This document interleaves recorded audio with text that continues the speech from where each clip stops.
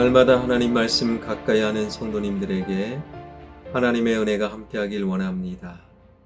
하나님께 주신 말씀은 사도행전 11장 27절에서 30절까지 말씀입니다. 그때 선지자들이 예루살렘에서 안디옥에 이르니 그 중에 아가보라 하는 한 사람이 일어나 성령으로 말하되 천하의 큰 흉년이 들리라 하더니 글라우디오 때에 그렇게 되니라. 제자들이 각각 그 힘으로 유대에 사는 형제들에게 부조를 보내기로 작정하고 이를 실행하여 바나바와 사울의 손으로 장로들에게 보내니라. 아멘. 오늘 본문은 큰 흉년으로 인해 예루살렘 교회 교인들이 재난을 당했을 때에 안디옥의 그리스도인들이 구제헌금을 보냈다. 그 내용을 기록하고 있지요.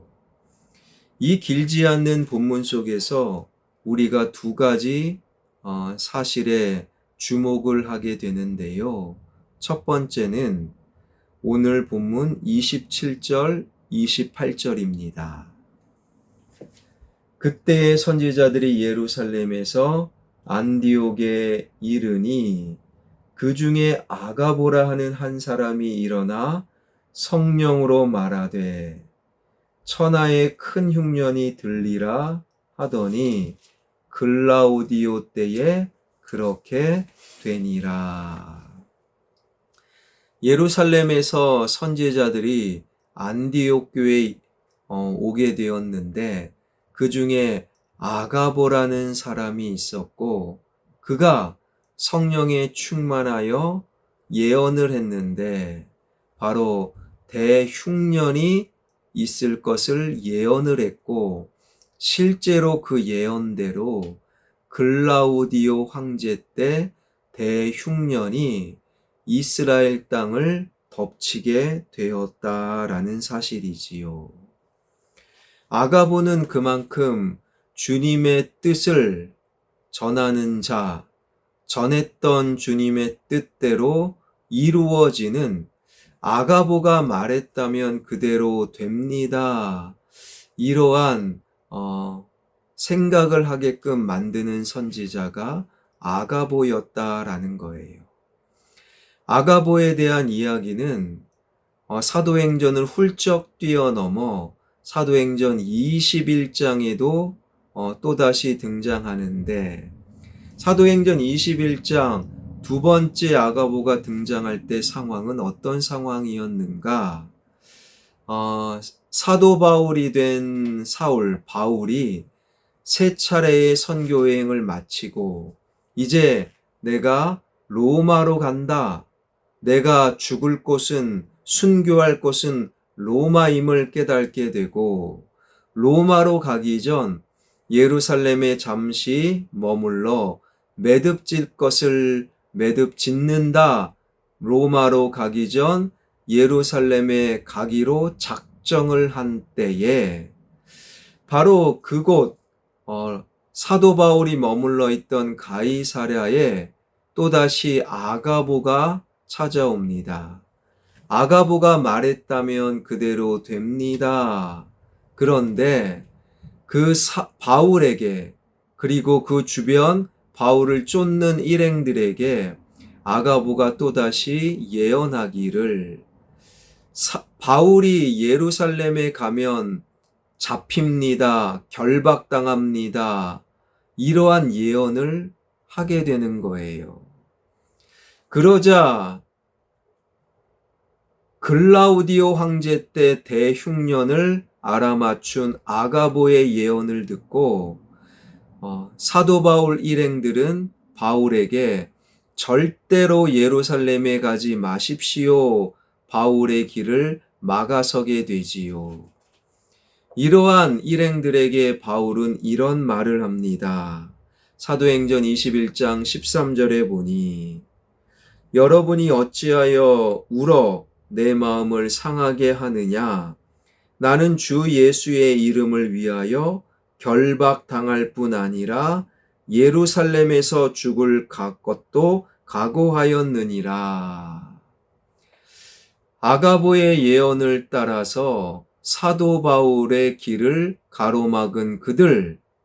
그러나 사도 바울은요, 그 길이 결박당하고 체포당하는 길이라 할지라도 주님의 뜻이라면 내가 그 길 갑니다. 그러니 오늘 본문의 아가보의 역할은 바로 주님의 뜻을 들려주며, 그러나 그 뜻이 결박과 그리고 체포라 할지라도 그 주님의 뜻을 이루어드리는 사도 바울 그리고 그리스도인들의 모습을 강조하는 역할을 아가보가 하는 거예요. 나중에 아가보의 예언대로 예루살렘에서 체포당한 바울. 그러나 예루살렘에서 바울은 죽는 게 아니지요. 주님의 뜻은 로마에 가서 복음을 전하다 로마에서 순교당하는 것. 그런데 왜 예루살렘에 갔는가? 왜 예루살렘에 가면 아가보의 예언처럼 체포당할 것이 분명한데 예루살렘에 갔는가? 바로 당시 고령의 바울이 로마까지 가기 위해서 바로 예루살렘에서 체포당하는 그 길이 가장 빠른 길, 안전한 길이었기 때문이라는 거예요. 아가보의 예언으로 주님의 뜻을 알게 된 바울. 그러나 주님의 그 뜻이 체포당하는 길이라 할지라도 그 뜻을 이루어 드리러 묵묵히 예루살렘으로 올라간 바울. 여러분, 이것이 바로 아가보의 역할이지요. 저와 여러분 우리 모두는 다만 주님의 뜻을 이루어 드리는 이 땅에서의 삶을 우리는 살아야 한다라는 것입니다. 오늘 본문에서 우리가 주목해야 될 두 번째는 바로 29절입니다. 제자들이 각각 그 힘대로 유대에 사는 형제들에게 부조를 보내기로 작정하고, 아가보의 예언처럼 대흉년이 일어났어요. 대흉년이 예루살렘을 덮치자 그 소식이 무려 480km나 떨어진 안디옥 교회에도 전해지지요. 예루살렘 교회의 어려움을 알게 된 안디옥 교회의 그리스도인들이 무엇을 했느냐? 바로 부조, 즉 오늘말로 따지면 구제 헌금을 걷어서 그 구제 헌금 부조금을 예루살렘 교회에 전해 드렸다라는 거예요. 29절에서 부조라고 번역된 이 단어가 원문에 보니 디아코니아. 디아코니아는요, 돈, 부조라는 의미가 아니라 봉사라는 의미. 그런데도 성경에서는 그 디아코니아, 봉사라는 의미를 돈이라는 의미로 번역하고 있지요. 굉장히 중요한 뜻이 숨겨져 있습니다. 안디옥 교회 그리스도인들은 부조금, 즉 돈을 바로 봉사다, 봉사를 바로 돈이다, 돈을 봉사다라고 이해하고 있었던 것이지요. 후에 안디옥의 그리스도인들이 부조금을 사울과 바나바가 예루살렘에 전하게 하지요. 그렇게 전하고 바울과 바나바가 돌아왔을 때도 이러한 고백을 합니다. 사도행전 12장 25절에 보니 바나바와 사울이 부조하는 일을 마치고 마가라 하는 요한을 데리고 예루살렘에서 돌아오니라. 부조하는 일을 마쳤다라는 표현 역시 원문에 보니 봉사를 마쳤다. 그런데 봉사를 마쳤다를 부조하는 일을 마쳤다로 번역하고 있지요. 이것은 매우 중요한 사실을 일깨워주고 있어요. 안디옥 교회 그리스도인들은 돈과 봉사를 구별하지 아니하였다라는 거예요. 보다 정확하게 표현하면 안디옥의 그리스도인들은 돈을 부의 척도나 축적의 대상, 돈을 쌓아놓는 대상으로 여긴 것이 아니라 봉사의 도구로 이해하고 있었다라는 거예요. 주님의 뜻은 무엇입니까? 돈을 쌓아놓아라, 돈을 축적해라, 그것이 주님의 뜻이 아니라 주님의 뜻은 돈은 봉사의 도구라는 것이지요. 그리스도인들은 누구나 청지기 의식으로 살아가는 사람입니다. 다시 말해 자신의 소유나 물질이 모든 것이 바로 주님이 주인이심을 고백하면서 주님의 뜻, 주인 되신 주님의 뜻대로 나의 물질과 소유를 사용하는 청지기. 그러나 많은 현대의 그리스도인들이 청지기의 삶을 살지 못하는 이유가 바로 오늘 본문에 있는 것이지요. 주님의 뜻대로 돈을 봉사의 도구로 이해하지 못하기 때문에, 그 주님의 뜻을 받아들이지 못하기 때문에 오늘날 그리스도인들이 모든 것의 주인은 주님이십니다. 청지기 의식으로 살지 못하는 거예요. 언젠가 예배 때마다 봉헌성으로 모든 것이 주께로 왔으니 다 주님께 드립니다 라는 그런 봉헌송을 할 때가 있었어요. 그런데 어떤 분이 이런 말을 하셨습니다. 주님의 뜻이라는 것을 알지만, 모든 것이 주님의 것임을 알지만 그 찬송 부르기 부담스러우니 그 찬송 봉헌송을 다른 것으로 바꿔주세요. 주님의 뜻을 알면서도 주님의 뜻대로 살아가는 것이 부담스러운 자들, 여러분, 그들은 결코 온전한 그리스도인으로 살아가기가 어려운 거예요. 오늘 본문에서 주님의 뜻은 무엇입니까?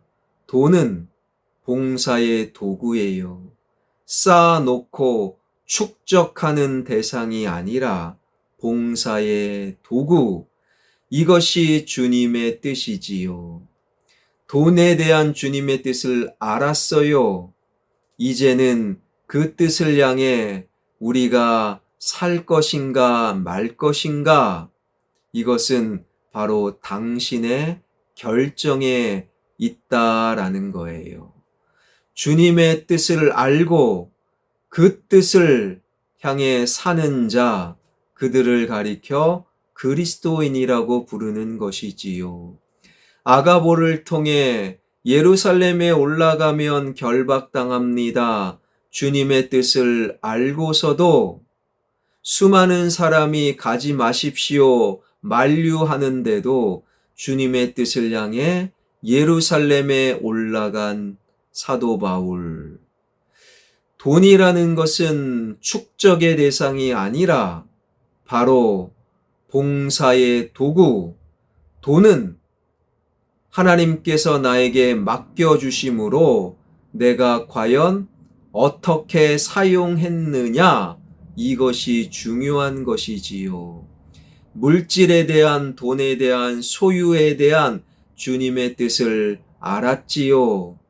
그 뜻대로 살아가느냐, 마느냐, 이것은 당신의 손아귀에 있습니다. 다만 목사로서 권면하는 것은요, 주님의 뜻을 알고 그 뜻대로 살아가기가 조금은 불편하고 부담스러워도 알고 있는 주님의 뜻대로 살아가십시오. 이것이 그리스도인의 참된 모습임을 하나님께서는 당신을 향해 기대하고 계시지요. 주님의 뜻대로 살아가는 저와 여러분, 우리 모두가 되길 주님의 이름으로 축원합니다. 기도하겠습니다. 글라우디오 황제 때 대흉년을 알아맞춘 아가보, 또한 그 아가보는 예루살렘에 올라가면 바울은 결박당합니다. 주님의 뜻을 전했으나 주변 사람들은 예루살렘에 올라가지 말라고 만류했으나 그 주님의 뜻을 향해 예루살렘으로 올라간 사도 바울. 돈과 물질은 축적의 대상이 아니라 바로 봉사의 도구요. 돈은 어떻게 하나님의 뜻대로 잘 사용하느냐가 중요함을 주님의 뜻을 알았습니다. 그 주님의 뜻대로 살 수 있는 돈의 노예가 아니라 돈의 주인으로 설 수 있는 화평의 가족들 되게 하여 주옵소서. 금요일 나라와 민족을 위해서 기도하오니 이 나라의 민족 경제가 회복되며 정치와 신뢰와 교육과 사회와 문화와 예술이 회복되는 은혜를 허락하여 주옵소서. 점점 하나님의 뜻을 등지고 이 세상이 타락과 사단의 문화와 사단의 속삭임에 빠져있는 이 세상, 하나님, 동성애는 죄입니다. 동성 결혼은 안 됩니다. 하나님, 이 시대가 하나님의 말씀을, 하나님의 뜻을 회복하는 이 시대가 되게 하여 주옵소서.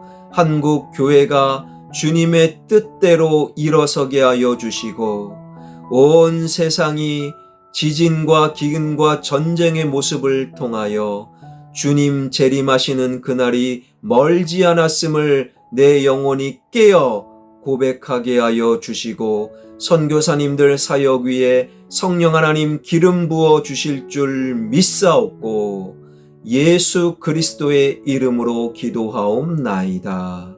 아멘.